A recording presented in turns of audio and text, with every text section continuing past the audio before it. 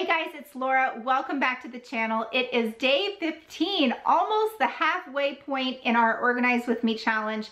Today is going to be a good one for some people and a hard one for others. We're going to tackle your books.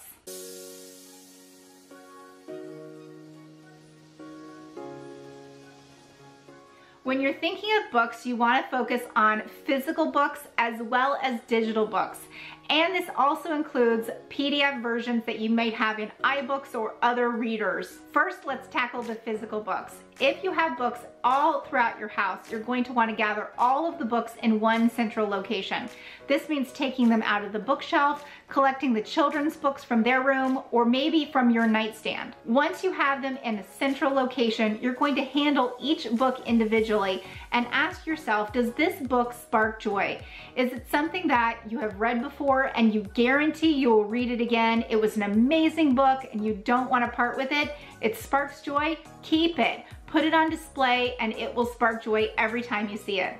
If you touch the book though and you don't think, this really doesn't spark joy with me because maybe you feel guilty that you haven't read it yet, or it's just not a subject matter that's even interesting to you anymore, times change. It is perfectly fine to let that book go, because otherwise every time you see that book sitting on the shelf, you will feel guilty. You'll feel guilty for not reading it, or you'll feel guilty for not acting on it, or whatever the case is that's giving you this negative vibe. So get rid of the book.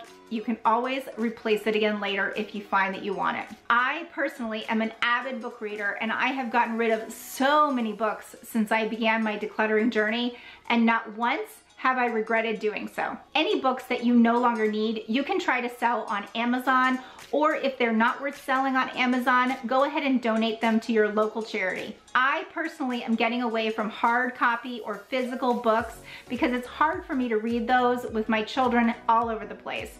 So I tend to gravitate towards any new books being in a digital or Kindle format. Keep in mind, if you love the feel of a paper book and sitting by the fire and all cozy, I wish I could do that, then be sure to use your local library. It's a great source for you, and you don't necessarily have to buy a book to be able to enjoy it, and then you can give it back. This will drastically reduce the book clutter in your house. As you're going through your books, keep in mind that you want to keep books for two reasons. Reason number one is if they spark joy, you've read it before, and you know you will reference it or read it again.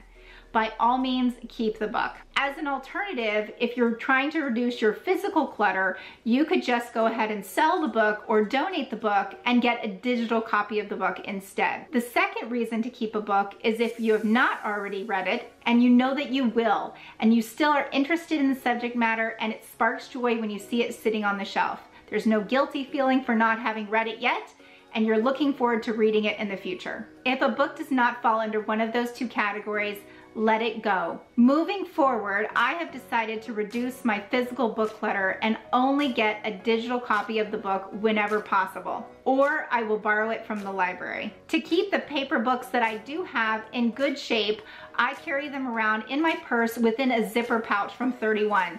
This just helps protect the book, and I can carry one or two that I'm currently reading with no problems. As far as my e-reader or Kindle, I find that a Rubie Mini from 31 is a great sleeve to keep that one protected. Once you have decluttered your physical books, you want to move on to your digital books.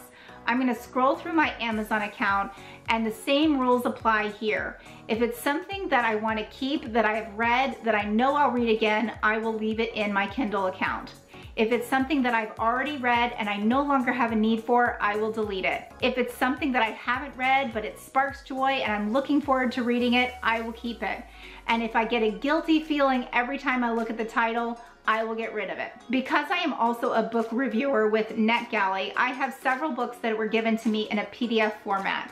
So I'll also take a moment, go through the documents that are on my Kindle and delete the ones that I've already read and I've already reviewed. Okay, next up is children's books. These are kind of their own category, and my older children do take care of decluttering their own books using the same concepts I've already mentioned. For my younger children, we have a few board books that are currently in use, and when they get eaten or bent all out of shape, they are recycled appropriately. I also have a few early reader books that are not yet in use, but will be soon as my toddler begins to read. And lastly, in my children's books, I have the entire Little House on the Prairie set that I plan on reading out loud to my younger two children. I did this with my older two children, and it's one of my very best memories. Every night we would gather together and spend a few minutes reading a chapter or two of the book and listening to all of the adventures of Laura Ingalls Wilder.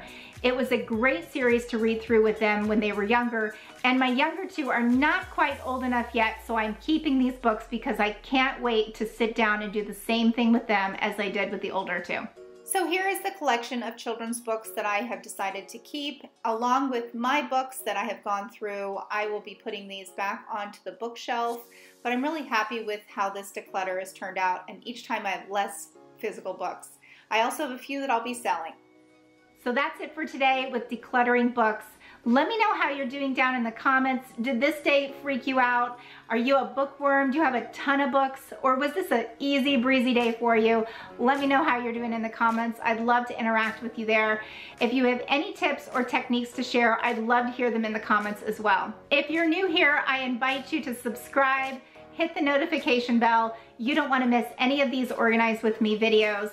And I'd love to have you give the video a thumbs up, like, and share with a friend who would like to get better organized in the new year. I'll see you back here tomorrow for another video. Bye!